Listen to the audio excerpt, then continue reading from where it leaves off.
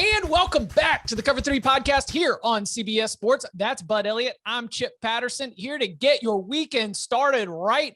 We're digging into the big old bag of mail. Reminder, if you want to get in on a future mailbag episode, you can do so by leaving a 5-star review and then include your question. And if we don't get to it right away, that doesn't mean it's gone. In fact, there are some questions that, listen, if everybody knows the roles we play on this, Bud, like, there are Bud questions, there are Tom questions, there are Danny questions, and so sometimes we're able to position perfectly placed ones, like some recruiting questions that we're going to be getting to a little bit later on. We've also got some good reaction from our coaching draft, as some of these listeners do have some suggestions.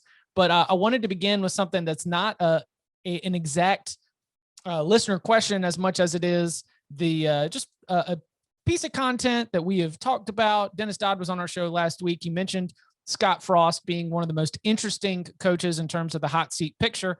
His hot seat rankings are up on cbssports.com right now. And he has singled out 9 coaches that are on the hottest seats. Scott Frost leads that list. It also includes Justin Fuente from Virginia Tech, Randy Edsall from UConn, Herm Edwards from Arizona State, Ed Orgeron from LSU, Jim Harbaugh from Michigan, Clay Helton at USC, Walt Bell from UMass, and Dana Dimel from UTEP. So I will ask you sort of the same question that we started with Dennis. When you're looking across that list, and I know that you've had some conversations with agents, and you've got your own sources within the coach industry and the coaching community. Which of those names stands out to you as, either significant or ones that fans should really be keeping an eye on? This is interesting. First of all, I think you got to give Dennis some real props here. A lot of times I look at these coaches' hot seat rankings and I'm just they seem kind of clickbaity, but I feel like Dennis is notable for, apologies, little autoplay video there. Hope the audience didn't pick that up. Dennis is notable for, I think, being pretty reserved in this. He doesn't give out a whole lot of 5s, right? I mean, he only gave 3 5s with Scott Frost, obviously a change in athletic director there at Nebraska. It's hard to fire a native son. He is one of these coaches whose first year was in the first year of the early signing period. That's something I've chronicled a lot, and I think is a significant hindrance to anybody hired in 2018, like he was. But obviously you got to win, win now or be fired category. Justin Fuente, I mean, when the Hokies called that press conference to announce some news about their coaching future, all the beat media there expected them to announce that Fuente was fired. And they're like, actually, no, it's about the signing class we just had. We're just going to have a press conference about it. So who knows what was going on behind the scenes there. Like, I don't know enough about the Randy Edsall situation, so I'm going to trust Dennis on that it's a 5. It would seem, reasonable. The one I'm interested in, I think some of these could be like, is it appropriate for Herm Edwards to be a 4? To me, he's either like a 5 or a 1. Yeah. Because it's all scandal related.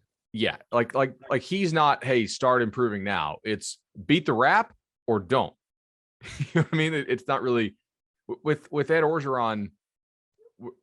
He went from a 0 rating to a 4. I think that speaks to kind of some of the turmoil that they had, last year. Right. Well, so I was going to mention Orgeron because I want to know how quickly winning can change, can smooth all that over, right? Because there is an expectation that with the talent in place, the ceiling for LSU is as high as anybody in the country. A top peak performance 2021 LSU Tigers team might not win the SEC championship, but probably shouldn't lose many games if they are operating at peak performance. And so for Coach O, like I could see a 9-3 season that sort of keeps things moving along the path. Obviously who those 3 losses are to, how they come, all these things are very important. Not all 9-3s look alike, but I wonder right now if, looking at the turmoil, looking at the turnover in that LSU program, I tend to think that one, we keep forcing it along towards it being a coaching change and a Gene Chizik situation. And I'm not quite ready to buy that this is a Gene Chizik situation. I agree with you. I think this is an important year for LSU, but I'm not completely convinced that Ed Orgeron is a Gene Chizik type coach. Last year was concerning. but there were also games in which they only had 50 something players eligible to play due to COVID and, injuries and guys transferring and a bunch of opt-outs and things like that. So I'm just very open-minded on them this year. Maybe the 4 surprises me there somewhat, but if you look at what Dennis uses to, well, I don't know. Actually, I think I would maybe quibble with that a little bit. A 3 rating according to Dennis' scale is, quote, pressure is mounting. That'd be Coach O. Yeah, I think that's a little more fair than start improving now or else, I guess. So maybe a 3.5 for Orgeron. Something like that. So you mentioned on the Around the Clock Michigan episode with Sam Webb, I'm not going to spoil the conclusion. Listen to the whole thing. It's on the feed, but you wrapped it up with, hey, look, Vegas win total suggests that we're talking about 8-4. Is 8-4 good enough? He gave the same answer that I just said about LSU, where he said, who are the 4 losses to and what do they look like?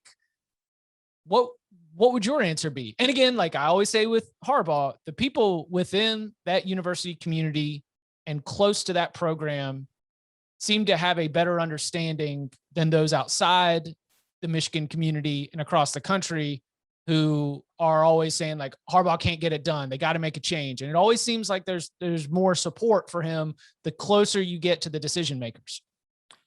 Do you think 8-4 is? I mean, Chip, think about it though. Like what we can entertain the idea that, hey, if they beat Ohio State and go 8-4, Harbaugh is fine. In what world, it could happen, sure. But what is the likelihood that Michigan beats Ohio State, but is somehow bad enough to lose 4 games against this schedule that does not include Ohio State? Those 2 things don't connect. Possibly if you had a very injured team early in the year, and then they're like, all right, Harbaugh's done at the end of the year for sure. It just appears, but the university doesn't make an announcement. And then all of a sudden he finds a way to win a bunch of games down the stretch because the team is coming together and rallying for their coach and getting healthy and blah, blah, blah, blah. So you're talking about the Les Miles here. Basically, yeah. But ultimately, I mean, 8-4, they gave him essentially a sham extension, right?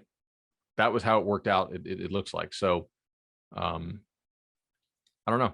I have to think 8-4 is gone, but again, how committed to winning at the highest level is Michigan? I don't know. So for who those 4 are, I was doing a piece for CBSSports.com this morning on year 2 coaches. And if Mel Tucker is 2-0 against Michigan, that's going to be very, very, very significant. And to your point about Virginia Tech, I don't know if you saw this one. It was just, a Friday, July 9th little email from the Virginia Tech athletic department. Virginia Tech athletics announces extensions for 6 head coaches. Wow. Just going out, renewing everybody, right? Men's basketball, baseball, track and field, women's golf, men's tennis, women's tennis. No football in there, bud. Just extended 6 coaches in our athletic department, and football was not one of them. Are those all? Are those all spring sports? No, you've got winter sports for men's basketball, but the rest of it is spring sports. So it's on. To your point, I'm trying to give him an out, I guess. Yeah. But it was just one of those things that's similar to the way the beat writers heard the press conference was called, thought it was one thing. I saw announce extensions for 6 head coaches, and I said, oh wow, is Fuente on this list? Oh no, Fuente's not on this list. Yeah, so we'll see what is ahead for Virginia Tech. All right, let's dive into the big old bag of mail. Reminder, if you want to get in on it, you can do so by leaving a 5-star review. We're going to begin with some reactions to our coach draft, beginning this first one from Purple Haze. Love the podcast whenever I'm going out on a walk or need something to listen to. It's the first thing I'm hoping to find an episode I haven't listened to yet. Caught your coaching staff draft this morning and know it can be tough, well, impossible to make everyone happy. Nevertheless, was surprised in that in the closing recap, it didn't sound as if anyone gave consideration to either Mickey Joseph or Corey Raymond at LSU. Joseph has been an excellent recruiter for LSU, and players like Jefferson, Chase, and Butte, they're definitely getting production and growth out of their players. Isn't the objective of the staff not only to recruit good players, but get them to the NFL so future recruits see that? With 4 wide receivers drafted in the past 2 years alone, plus Chark and Gage in 2018, Joseph seems to be bringing a lot to the table. Correct me if I'm wrong, but wasn't Kirk drafted in 2018 before Damian Craig was hired as wide receiver coach at A&M? And isn't Kirk the last wide receiver out of A&M that's been drafted? Just saying. Finally, I won't go as long about Raymond. I might have only thought about DBU alone and producing players such as Adams, White, Williams, Jackson, Delpit, Matthew. Yes, he's been coaching DBs there that long, along with current players Stingley and Ricks. It would be a nice resume. And he also carries the title of recruiting coordinator at LSU. Not a bad coach to have backing up your coordinators. Well, so I did not have Joseph on my list. That's probably an oversight. I did have Corey Raymond on my list. I just preferred, the other guys. Ultimately, I think his argument about Damian Craig is true. Tom is on vacation, so I'm hoping he's really enjoying that. But when Tom gets back on here, I guess we'll have to have him defend that. But like the thing is, when you only have so many slots and you only have so many guys, it's really not somebody's going to get left out. And it's not as if these are the only good coaches in the country. There's a lot of them that are really good, right? I honestly, I think that these comments are very fair. justifiable. And I think the picks are justifiable. Yeah. The fact, like, I hope listeners know that, never underestimate what we'll do for just like entertainment's sake, or that for a draft, we'll do things just to make ourselves happy and make ourselves, enjoyable. And Damian Craig is an entertaining coach. He was a player that we all know. He has been on some iconic staffs and in parts of big moments. If you want to pick nits about Damian Craig, then I understand. But also, I understand why Tom was attracted to it when scanning. Like you mentioned, we have very limited spots. We have all of the position coaches across college football. I can see why that name might have been attractive. But here's this other one. This is from DB. Okay. Hartline is the no-brainer number one wild card coach, but as an Aggie fan, I am somewhat surprised that Craig was drafted. But this year will be very telling. Henson is He's not drafted for his coaching. Period. Yes. He's drafted because he's known as a good recruiter. Nobody out there is stumping for Damian Craig as a good receivers coach. Which seems to be what the LSU fan and now Agreed. This Texas A&M fan is dialing up. Henson is a great selection, but if I had to select a wild card from A&M staff, it would be Elijah Robinson. If you don't know the defensive line coach now, then you will after this year, especially after DeMarvin Leal and McKinley Jackson leading the charge. He's young, but I would consider him both the best recruiter and developer among Texas A&M's position coaches. Love the pod. Keep up the great work. I mean, look, I agree as far as he's done a really good job. A&M's brought in a ton of talent along the defensive line, though. So, you get some credit for developing it, but also the ingredients you're starting with there are pretty good. Like that Elijah Robinson, another great pick. We got some commenters that are pretty sharp. Like they're pretty throwing out dialed in. Yeah, like they're not throwing out stuff that's just absolute crazy town. Like they're not telling me, hey, this guy and this guy, 4 guys from our staff should be picked and things like that. I think they did a pretty good job. There is a question floating around. We're about to move to a Kentucky question. There is one long question about the Kentucky DB coach. Yes. And look, I agree. It's another really good one. They've done a great job there. If we had 7 or 8 drafters, those guys probably go. All right. I will say, like, Kentucky does not recruit the best of the best players, and so I don't know what he can do on the biggest stage of recruiting. Isn't it funny like, how that we works beat Alabama? I'm ways? like, did you really? Or like, did this kid have a Bama offer at one point, but it was only committable for like an hour, and then you beat it? Like, there is a difference between recruiting at that kind of top 20, top 15 level and recruiting at that like top 5 level where you're actually battling it out with the bigs for the best of the best. All right. Speaking of Kentucky, this is from Cats fan. Cover 3 fellas. Love the show, especially during the summer with the range of topics you all cover. It's the perfect podcast for mowing grass, and that is a compliment. Nice. I'm a lifelong Kentucky fan and in the small percentage of those who care more about football than basketball.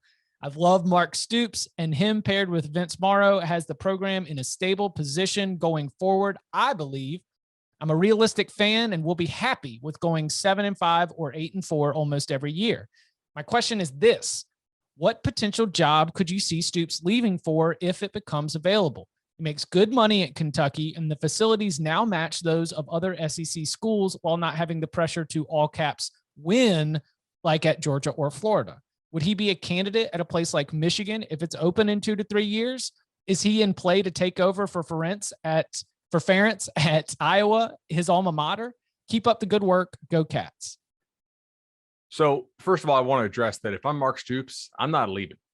Right. Mark Stoops has the best contract in college sports. It is incredible. Every time he wins 7 games, he gets an automatic extension and raise on his deal. I don't know if people know this or not. Like, it is just, Chip, did you freeze? Okay, no, you're smiling. No. All right. I did not freeze. Like, I did not know that. Yeah, 7 wins is an automatic trigger for an extra year and a bump. And if he wins 10 games, then I think he gets an automatic 2-year extension and a bump. And he's hit this in a lot of his years. So Stoops is signed for a pretty good long while now, and he makes really good money. I believe he makes, what does he make? 4.6 last year. So, I mean, you're talking about a guy who Kentucky has decided that, hey, basketball is our number one. We need something for people to pay attention to in the fall before basketball starts, and maybe in some little bit of spring football there.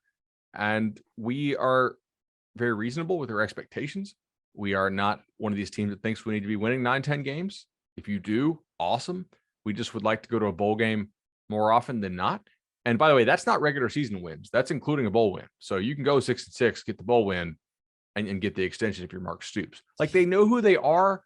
They set reasonable but still tough goals at times for him to hit. He actually is pretty good at hitting them. It's a great contract. I think it's a really smart deal for both parties because Kentucky gets what they want. Stoops gets a lot of security there. And if he gets fired, they owe him 75% of the entire deal. So it's a pretty good buyout number. As far as jobs where he could fit, he's made his bones by recruiting the Midwest a lot for Kentucky. Some of the state of Florida, those are spots where he's recruited, prior. What schools would fit that? Michigan recruits the Midwest. I don't know if Mark Stoops would be a great fit at Michigan. Like, he's kind of fiery. You know what I'm saying? Yeah, culture fit. Right. Iowa, I could certainly see it, but how much of a better job is Iowa than Kentucky? Is that it's a step up, I think, no doubt, but is it an enormous step up? Is it a step up where you absolutely leave, or do they have to pay you a lot more money than Kentucky? Maybe that's part of what makes it a better job. How strong were the conversations or the connections with the Florida State job? I don't think very strong. And is that because it was he made it clear through back channels that he wasn't interested, or that Florida State wasn't interested? I don't believe Florida State was real interested there. Okay. Because that was like one of the first ones. Everyone was trying to draw that line. And then it was wait, is it Bob Stoops or Mark Stoops? Right. Remember there was right. So FSU was interested in Bob Stoops. I didn't have anybody I trust over there tell me they were interested in Mark Stoops. Okay. Because I was trying to use that as my barometer. But if that wasn't, if it was not Mark Stoops saying no, if it was Florida State was never really serious about going after him, then it sort of resets things. I don't think necessarily that his quality of life will be the Iowa move seems like a sideways move. I think those two jobs are equal. Where Iowa's got better history, it's got probably, it definitely, not probably. Or the same tier, I guess. Yeah, same tier. It would be a lateral move that you do for sentiment because of your connections to Iowa football. Can you get to bigger bowl games more often at Iowa? Yes. Are you going to win the Big Ten? Most likely not. You're going to win the SEC at Kentucky? No. Right? It's just sort of one of those jobs. Also, Lexington as a college town is a pretty good place to live. There are some college towns in the SEC, Columbia, Starkville, I would just not live in. Lexington? I'd live in Lexington. It's pretty nice. Nice. I have not been to Lexington, Kentucky. I would love to go. So I got to put a visit to the big checkout line, Kroger Field, on my to-do list at some point. All right, let's see. All right. Speaking of, this question comes from Hokey John. John asks, love the pod. Always enjoy the well thought out content from Bud and Tom specifically. How many schools have been upgraded at head coach because their head coach was hired by another school? When were they actually better off with the replacement than the original coach? For instance, Oregon, when Willie Taggart went to Florida State, so on and so forth.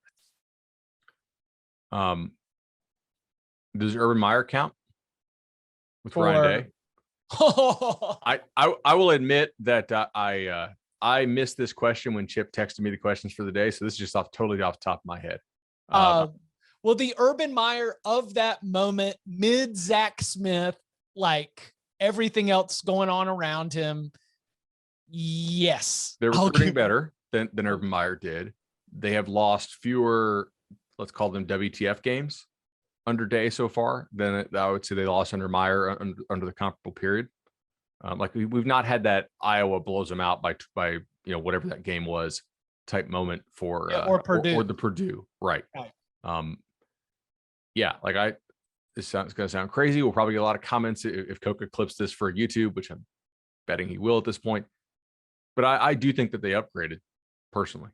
The major one for me is at Wisconsin, where Gary Anderson leaves and Paul Chryst comes in. I mean, even Anderson had a 10-win season during his 2 years, but you could just tell that it's like, this is not a good fit. And then you bring in the favored son of Wisconsin, former Wisconsin football player, Madison native, and he comes in and just sort of like restabilizes pretty much everything across the board. Are we counting retirements? What would be the retirement? Did Mark Richt retire at Miami?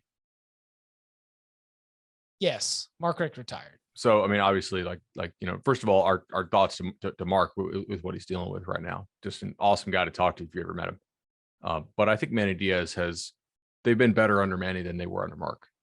I would agree with that. Do you think that Florida State is better with Mike Norvell than Willie Taggart? I do. Yeah. So it's the Willie Taggart line. Oregon was better off after Willie Taggart left, and Florida State, though he was fired.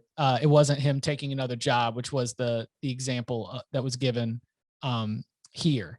Was UCF did not get better from Scott Frost to Josh Heupel. No, they did not. Yeah.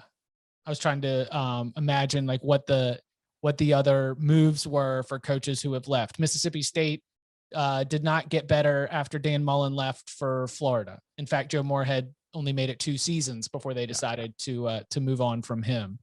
I think that's the Willie Taggart line, and then Wisconsin were the 2 that came to mind for me as the most seemingly the most obvious. Did looking here, trying to think about something real fast. Vamp for me just right quick. Did Ole Miss get better after Tuberville left? Ole Miss post Tuberville, he left for the Auburn job. Is that pre-Auburn? Yeah, his last year at Ole Miss was 98. And so came in to replace him? Cutcliffe. Oh, yes. Yeah. So that's one. I'm just trying to think about. Yeah. That's a really good example. I don't know if I've got. What about Les Miles, Oklahoma State to Gundy? Eventually, yes. I can't say that you felt like that right away. No, I agree. That just took a little bit of time before you really got to see see things take off. Yeah, because Les Miles leaves Oklahoma State, goes to LSU. Yep. All right. Yep. Let's see. Here we go. Oh, coming up on the other side, how does a player who's seemingly just a 3-star recruit, one of the hundreds of 3-star recruits out there, how do they end up becoming one of the top players in all of college football? We'll dig into that and more next. This next question comes from BJ. BJ says, love the show, RIP Barton, but welcome Bud to put Bud in the spotlight. How do some low profile recruits like a 3-star nobody from California named Chris Olave end up being a top 2 receiver 4 years later? You've mentioned how in-depth and specific the recruiting process and discussion is. So what is the explanation for missing on these prospects? #GoBucks. All right. So first of all, I really appreciate the question, RIP Barton. A couple things. Number one, this is actually a good example of the process continuing to happen throughout the year. So Chris Olave was initially a 3-star for us on 24/7 Sports. He fits into a couple different categories for me as far as guys who, maybe arrive a little bit later. Eventually, though, he did become a 4-star on 24/7 Sports. We had him as a 92 4-star and a player in our top 247, which means we think very highly of him. We think he's going to be a guy to get drafted. He transferred to Mission Hills from, I believe, this is what, I'm trying to think where Chris Olave played in 2016. I think it was Westlake. Okay. He was not a great player there at his former school. Then he really emerged because Mission Hills had a quarterback named Jack Tuttle, who was an Elite 11 kid. He ended up signing with Utah. Oh. Yeah. Well, initially with Utah. And then I think he transferred to, I think he's transferred a couple times, but he initially was a Utah kid. Look, Olave burst onto the scene there. Some coaches who were evaluating Jack Tuttle, which includes Ryan Day at the time, saw Olave and offered him. His offer list kind of exploded there in, I think he got offered in like late October of his senior year. Like I've said before, if you make your own betting lines, if you don't regress those lines to what the market has, you're going to get crushed because you have to acknowledge that there's information you don't have or that you need to take another look at. Same thing with the financial markets. You can love your model, but you need to regress your model to the market. In this case, our model is our rankings, and the market is the marketplace of scholarship offers. Okay. If Ohio State all of a sudden comes in and offers a kid from California, who we have as a 3-star, and some other big time schools are starting to pick up on him as well, that merits another look. Maybe this kid is different now as a senior than he was as a junior. And for us, I wasn't here at the time, but it's pretty clear to me by looking at the rankings history that 24/7 took that other look. And they said, wait a second, this guy's better now as a senior than he was as a sophomore or junior. Part of that's probably because he has a better guy throwing in the ball, in a high 4-star quarterback in Jack Tuttle. But like, that's one, when he gets drafted, we're going to count that as a win, because if you look at the 24/7 Sports composite, he was a 3-star. And of course, the composite is the blending of us and the other two services out there, Rivals and ESPN. They had him at number 399 overall, including our average. So if you take us out, he's probably, not a top 75 receiver on the other two services aggregated. So, or excuse me, the combined score of those. So we're pretty proud, I think, of our ranking on Olave. He's a good example of a player who continued to get better. I don't know. I don't have access to his track times back then, but I'd be interested to know if he ran as a senior and what he ran, because we do care about that kind of stuff. Verified speed and numbers, it does matter to us. Olave ran a 10.8 100-meter dash and long jumped 23 feet and 6 inches. That'll work. I also think it's important to note that Olave has gotten better in college. Yeah. You talk about his the way that he's developed, throughout his high school career, and the way that 24/7 Sports and others updated his own recruiting profile. I mean, we're talking about somebody that really burst onto the scene first in 2019, and even then he wasn't considered, among the top wide receivers in college football. He wasn't considered among the top wide receivers, maybe even in the Big Ten. 2019, he ends up being a third team all conference selection. So I think it's important to note that he has gone from being a big play threat within that Ohio State offense to being someone they can lean on a down to down basis. Obviously still big time in terms of a big play threat. But I tend to think we need to also give some credit to Chris Olave and all college football players that it might take you some time before everything starts to come together. And so, yeah, as a senior here in college, he is going to be one of the top wide receivers in all of college football. But that doesn't mean necessarily that his 4-star ranking was way off when he eventually does end up being one of the top 32 picks in the upcoming NFL draft. Exactly. Chip, I think that's a really good point by you. Like, some of these guys are going to outperform their recruiting ranking. And some of them will underperform. Better. It's just, yeah, right. Like, you're allowed to get better. These strength coaches don't make $700K at some schools, for not making their players better. Yeah. By the way, shout out to Bud's all Oklahoma drill team. Did you see number 1 pick Evan Neal doing that 45-inch split squat or split jump? That was hey man, there's a reason I took him number 1 overall. I was pretty happy there. So the thing about those kinds of videos is I need to get like a GA in the video, like in the frame as well, because we need it for the comparison. Because when he he explodes from if you haven't seen the viral video, it's Evan Neal. How about a cardboard cutout of Saban? Yeah, something just to be like, just reminder, because every time the video is shared, it's like this guy is 6'7", 330 pounds. And so when you see him doing this very flexible, exploding from a standing stance, twisting his body, splitting his legs, and balancing perfectly across 2 big boxes, it looks like something that is being done by somebody who's 6'2", 240. And you're like, wow, that guy's really athletic, except he's 100 pounds heavier and 5 inches taller. I mean, daggone. All right. Yeah. One more recruiting question. This is from Aaron. New listener to the podcast. Definitely my favorite of the college football podcasts I've found. I love the hypotheticals and draft games you all play. Last year, Hawaii was number 125 in the FBS in recruiting. And I understand that there aren't many recruits on the island except 5-star QBs that go to Oregon and Alabama, but you would expect Tropical Paradise to be a nice recruiting pitch. Why aren't they at least near the middle of the group of 5 schools? All right, this one's actually pretty easy, but I'm man, there are so many VODs I want to cut from today's show because like these are things we can just reuse constantly. The reason why Hawaii doesn't recruit better is, let's call it twofold, maybe threefold. Number 1, it is very far away from the mainland. It is far away from players' families and their parents and their friends and people who would want to come and see them. It's also like really far away for the kid to go, just because like, what if you want to go home for the weekend? That's a super long flight. At other schools, in the off season, you may be able to go home for the weekend. It's just not something you can do from Hawaii. The facilities are terrible, right? Like they are not competitive.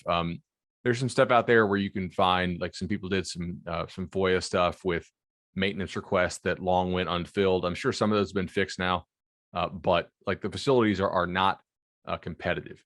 They also like, it's just not these kids when they go to a bigger school and they see nice buildings and history of success and things like that, they're not going to all of a sudden go pick Hawaii just because it's Hawaii. Hawaii, by the way, is also an expensive place to live. So if you are a recruit who does not come from a lot of money, you may not be able to enjoy some of the things that you and I might enjoy, Chip, on vacation in Hawaii, right? Like it's not vacation all the time. Like it's a much more difficult place to recruit to than you would think. And Hawaii is also extremely selective about who they bring in to their recruiting class on official visits, because they have to be really careful here because you only get so many officials and they don't want to waste them on kids who are just trying to take vacations out there. Essentially, they only want guys who are seriously considering them. Also, culturally, Hawaii is a different place. Some kids are just not going to fit in to that culture, which is pretty heavily Polynesian influenced. That's what I got on Hawaii. Do they have to do it from like a resources standpoint? Because you talk about the number of offers, and I think that I remember like years ago making a joke of being like, yeah, if I might know that I'm committed to Alabama, but I've got 5 visits, and so you know what, I'm gonna take one of them to Hawaii. Does Hawaii have like financial, like they cannot afford to be flying kids out that aren't going to go there? No. Well, first of all, the finances are a part of it, but it's also just you have a limited number of visits that by rule you're allowed to bring in kids on, and they don't want to waste those visits with kids who are just kind of casually strolling in there to take like, hey, we're going to Hawaii, and then on Hawaii's dime. If you're actually interested in the school, it's different. I see. The thing about going home is what makes the most sense to me, because you're still talking about 18 to 22-year-old young people, and the idea that it would take, if you needed to be home quickly, the kind of hoops you would have to jump through, that's a little bit much, and I understand why that's a little bit more difficult of a draw. But that's Todd Graham's problem to figure out how to answer. to move up from number 125 on into the higher ranking in the recruiting rankings. He is Bud Elliott. You can follow him on Twitter at Bud Elliott3. You can follow me at Chip_Patterson. Bud, thank you very much. See you, Chip.